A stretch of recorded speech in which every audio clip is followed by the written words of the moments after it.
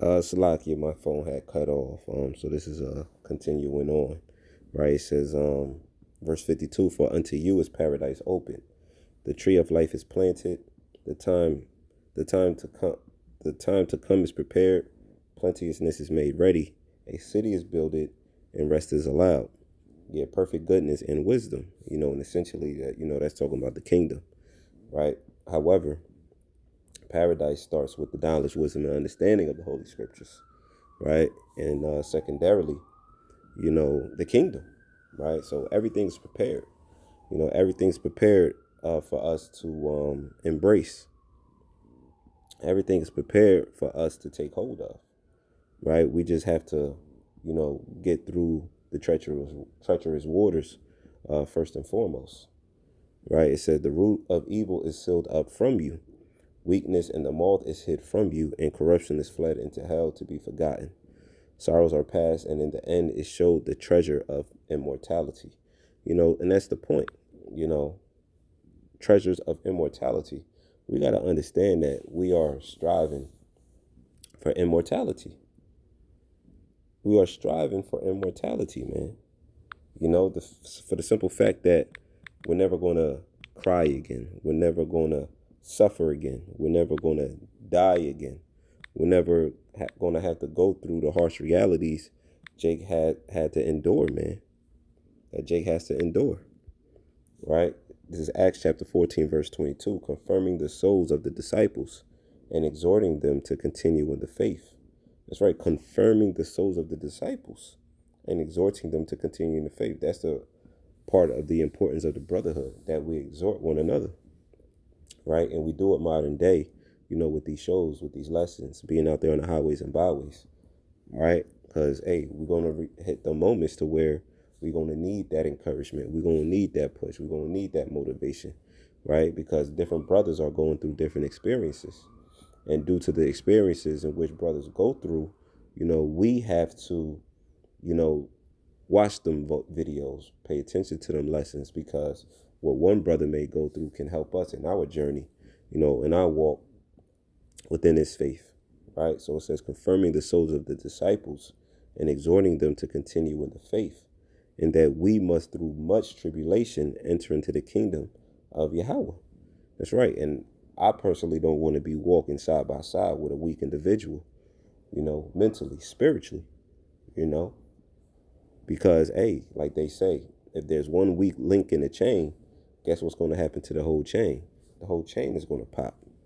That's why it's important to you know, surround ourselves around men who are in the same like mind, who are in the same like mind. What's the scripture? Or flesh, consortive. Let's see if this pops up. Consortive. Yeah, let me get the book of Ecclesiasticus or Sirach, chapter 13, verse 16. It says, all flesh consorteth according to kind, and a man will cleave to his like. And that's why the Lord gets rid of, 2/3 who call themselves a part of this truth, you know, because, hey, you got guys out there who's faking a funk. You got guys out there who don't care about this truth. You got guys out there that's losing faith. You got guys out there that's caring more about the world than this faith, than this truth, than the brotherhood, and when and the Lord tries the reins. The Lord tries the reins in the hearts and the intents of men. So once that gets proven, the Lord removes them. The Lord removes them. We're approaching the time of the Passover. You know, that's why a lot of guys get kicked, during the time of the Passover. Sometimes it may be before, sometimes it may be in the midst of, and sometimes it may be a little bit after, because the Lord is not going to allow that leaven to leaven the whole lump, right? And it's about holding the Passover worthily, right? So it says, all flesh consorteth according to kind, and a man will cleave to his like. That's right. So a man is going to cleave unto one that is just like him. You're going to cleave unto a brother that, share the same interests and personality as you. And our interest is what? This truth. Our interest is the Holy Scriptures, this faith, This faith is what brought brothers together. If this truth isn't the foundation, brothers ain't kicking it. Brothers ain't chilling. This truth is not a hangout. This truth is not a hangout. This truth is not something just to be a part of. It's not like it's some gang in the world. This truth is a lifestyle. This truth is our inheritance. This is our birthright, man. And we striving to be delivered from this cesspool of the kingdom, right? So it says, all flesh consorteth according to kind, and a man will cleave to his like. What fellowship have the wolf with the lamb? That's right. We're in representation of the lamb. So what sense does it make for us to hang out with wolves? You got Jake in the world, that like to claim themselves to be a wolf, a grimy nigga, right? It says, so the sinner with the godly. We're not over righteous. We use the world. We don't abuse the world.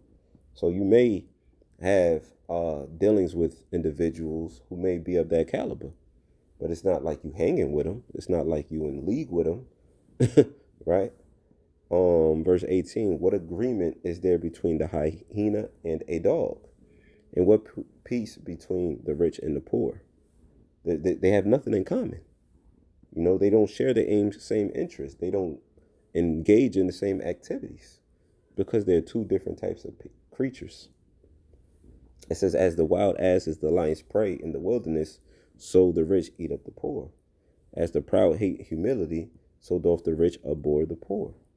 A rich man beginning to fall is held up of his friends, but a poor man being down is thrust away by his friends.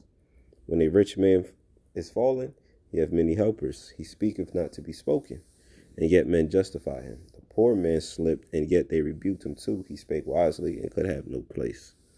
Right? But the point is going back to all flesh consorteth according to his kind, and a man will cleave to his like.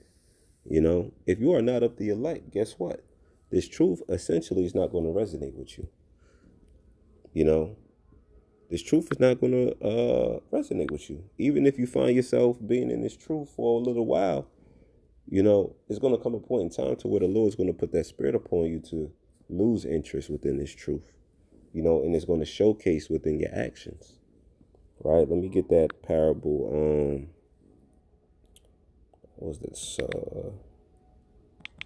By the thorns. I believe it's in Matthew 13th chapter, if I'm not mistaken. Let me see. Yeah, let's get into this parable. It's the book of Matthew chapter 13. I'm gonna start at the top. It says, the same day went Yahushua out of the house and sat by the seaside, and great multitudes were gathered together unto him, so that he went into a ship and sat, and the whole multitude stood on the shore. And he spake many things unto them in parables, saying, behold, a sower went forth to sow. And when he sowed, some seeds fell by the wayside, and the fowls came and devoured them up. Some fell upon stony places where they had not much earth, and forthwith they sprung up because they had no deepness of earth. And when the sun was up, they were scorched, and because they had no root, they withered away. And some fell among thorns, and thorns sprung up and choked them. But other fell into good ground and brought forth fruit, some in 100-fold, some 60-fold, some 30-fold. Who have ears to hear, let him hear. So the Lord spoke this parable, right? The Lord spoke this parable, and it says, and the disciples came and said unto him, why speakest thou unto them in parables? He answered and said unto them, because it is given unto you to know the mysteries of the kingdom of heaven, but to them is not given. For whosoever have, to him shall be given, and he shall have more abundance. That's right. We want to have an abundance mindset when it comes to this truth. Whatever we have, whatever, gift the Lord blesses us with, we gotta multiply that. We gotta appreciate that and multiply it. It says, but whosoever have not, from him shall be taken away even that he have. Therefore speak I to them in parables, because they see not, and hearing they hear not, neither do they understand. And in them is fulfilled the prophecy of Isaiah, which saith, by hearing ye shall hear, and shall not understand, and seeing ye shall see, and shall not perceive. For this people's heart is waxed gross, and their ears are dull of hearing, and their eyes they have closed, least at any time they should see with their eyes and hear with their ears and should understand with their heart and should be converted, and I should heal them. But blessed are your eyes, for they see, and your ears, for they hear. So we gotta soak that in. You know what I'm saying? We gotta take that in. Because not everybody has the eyes to see, the ears to hear. The Lord didn't give it to everybody. The Lord doesn't like everybody. The Lord hates as well, and he wants to destroy 2/3 of his people. That's why he's not blessing them with this knowledge, wisdom, and understanding. It says, for verily I say unto you that many prophets and righteous men, because that's who the Lord is seeking for, have desired to see those things which ye see, and have not seen them, and to hear those things which ye hear, and have not heard them. Hear ye therefore the parable of the sower. This is the parable of the sower, and this is the breakdown. It says, when anyone heareth the word of the kingdom, and understandeth it not, then cometh the wicked one, and catcheth away that which was sown in his heart. This is he which received seed by the wayside. And, we see this happen a lot, on the highways and byways. There'll come an individual, he's listening to the truth, he's eating, he's liking what he's hearing. He'll get a phone call. And he walks away. You know what I'm saying? You never see him again. Another individual walk up, somebody from across the street will notice them, call their name, they leave and engage in that particular business. Or a woman with a fat ass will walk past and boom, he following after the woman.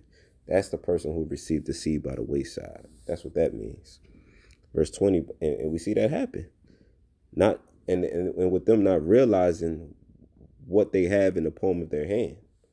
Verse 20, but he that receives seed in stony places, the same as he that heareth the word, and in none with joy receive it.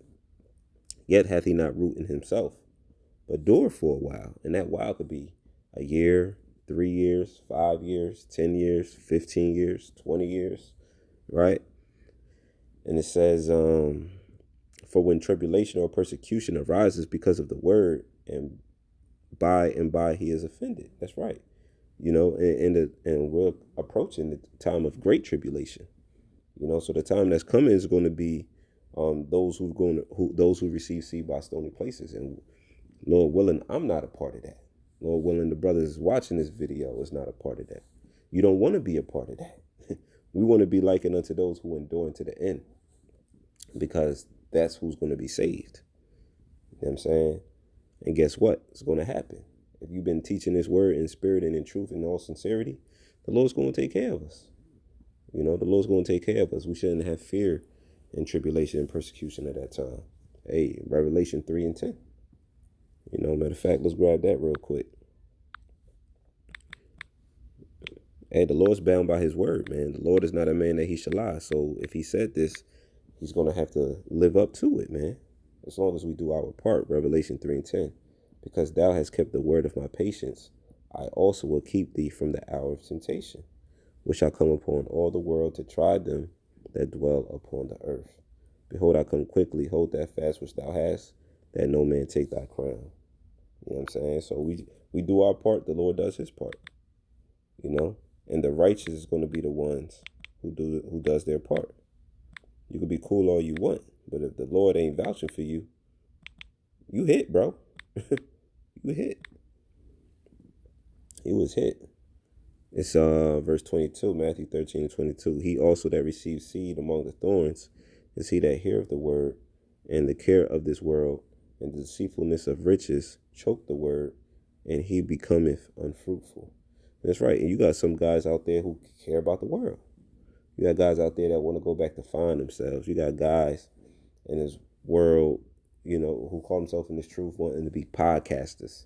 You got guys want to, give all their attention to their personal business and negating the Lord's business. Right? It says, he also that receives seed among the thorns is he that heareth the word, and the care of this world. And that's why the Lord said we got to be separate from this world. That's why the Lord gave us the instruction, love not the world, neither the things that are in the world. How the world is at enmity with the Heavenly Father. That's why these scriptures is there. These scriptures are there for us to what? Follow. to be transformed in the renewing of our minds, man. Because you don't want to be likened unto a seed, he that receives seed by the thorns, man. And it says, in the deceitfulness of riches, because what? These Federal Reserve notes, man, is deceitful. You see what happened to these guys at Bank of America? You know what I'm saying? Here it is. They lost their funds. You see what happened to Hussein Bolt, whatever his name is, that Jamaican track star. You know, he had millions of dollars, and it went down to what? A couple 100,000, something to that effect, maybe even a million. You know, but he had about 10 million up in there. So he lost a lot of the money. You know, it grew wings on him. So what's deceitfulness of riches? And now the money is turning into what? Digital. They got something called digital assets, right? So, and we already know it's all leading up to the microchip, which is the mark of the beast. So it's what? The deceitfulness of riches. So why give your cares into a world in which there's deceitfulness of riches? Why? If deceitfulness of riches choke the word and he becometh unfruitful, that's right, because you're no longer teaching, because you focus on the things and the ways of the world. So you're no longer teaching. And now you become unfruitful. Now the Lord got to destroy you. But he that receives seed into the good ground is he that heareth the word and understandeth it, which also bear fruit and bringeth forth some in hundredfold, some 60, some 30. You know, so we want to be likened unto those who brought fruit into good ground, right? Who received seed into good ground. I'm sorry, right? Close out with this, Matthew the 25th chapter, because it's all about the righteous, man. It's all about the righteous. Where's that? Where is it at?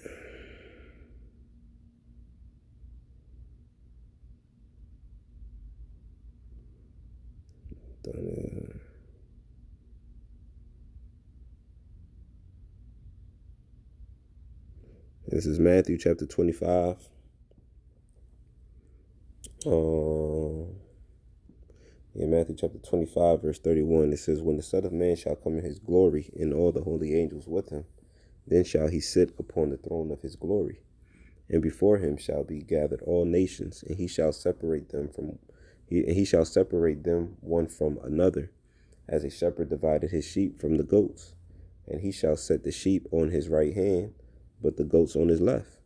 Then shall the king say unto them on his right hand, come ye blessed of my Father, inherit the kingdom prepared for you from the foundation of the world. For I was an hunger, and ye gave me meat. I was thirsty, and ye gave me drink. I was a stranger, and ye took me in. That's one who is righteous. You could be cool all you want, but if you ain't doing this, you're not deemed righteous. And how you give the Lord meat? By teaching his word. How you give the Lord something to drink? By teaching this word. You know, because he comes in the volume of the book. He was a stranger in what we took him in. Right? Verse 36, naked, and ye clothed me. I was sick, and ye visited me. I was in prison, and ye came unto me.